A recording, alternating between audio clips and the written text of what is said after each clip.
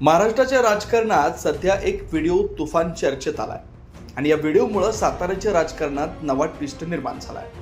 हा video social मीडियावर प्रचंड वेगाने व्हायरल होतोय आणि त्यात मुख्यमंत्री देवेंद्र फडणवीस यांनी शेखर गोरे यांच्याबद्दल केलेलं वक्तव्य सध्या चर्चेचा केंद्रबिंदू ठरत आहे।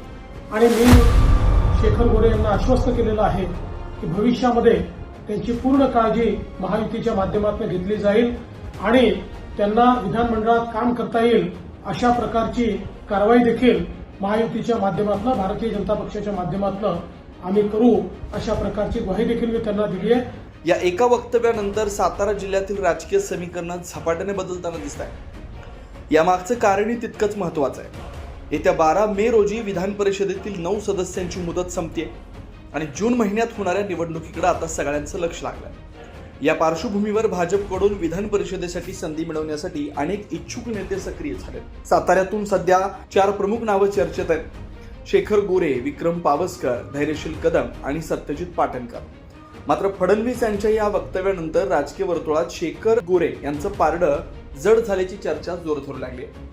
दरम्यान या संपूर्ण प्रकरणावर शेखर गोरे यांच्याशी संपर्क साधला असता त्यांनी no comments, wait and watch अशी प्रतिक्रिया दिली आहे। त्यांच्या या संयमी भूमिकेमुळे आता या राजकीय चर्चेला आणखी एक ट्विस्ट मिळालं आणि उत्सुकता आणखी वाढली आहे। राजकीय जाणकारांच्या मते विधान परिषद निवडणुकीत सर्वात महत्त्वाचा घटक असतो तो म्हणजे संख्याबळ आणि सध्याच्या घडीला भाजपकडे ते संख्याबळ असल्यामुळे त्यांच्या उमेदवारांना मोठी संधी मांडली जाते।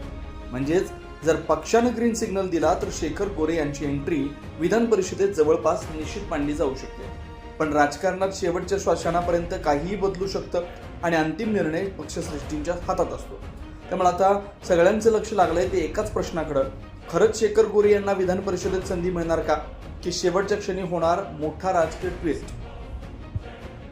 सातारा जिल्ह्यातील एक दमदार नेतृत्व म्हणून ज्यांना ओळखलं जातं ते शेखर गोरे हे भारतीय जनता पक्षामध्ये आमच्यासोबत येत आहेत, ही अत्यंत आनंदाची गोष्ट आहे। शेखर गोरेंनी आपले एक स्वतःचं नेतृत्व तयार केलं आहे, समाजामध्ये आपली ओळख तयार केलेली आहे। त्यांच्या येण्यामुळे निश्चितच भारतीय जनता पक्षाला आणि महायुतीला एक विशेष असा फायदा होईल आणि मी शेखर गोरे यांना आश्वस्त केलेलं आहे की भविष्यामध्ये त्यांची पूर्ण काळजी महायुतीच्या माध्यमातून घेतली जाईल आणि त्यांना विधानमंडळात काम करता येईल अशा प्रकारची कारवाई देखील महायुतीच्या माध्यमातून, भारतीय जनता पक्षाच्या माध्यमातून आम्ही करू अशा प्रकारची ग्वाही देखील मी त्यांना दिली आहे। अशाच नवनवीन अपडेट्ससाठी आमच्या खबर गावाकडची या चॅनेलला सबस्क्राईब करा, आमचे व्हिडिओ लाईक करा आणि शेअर करा।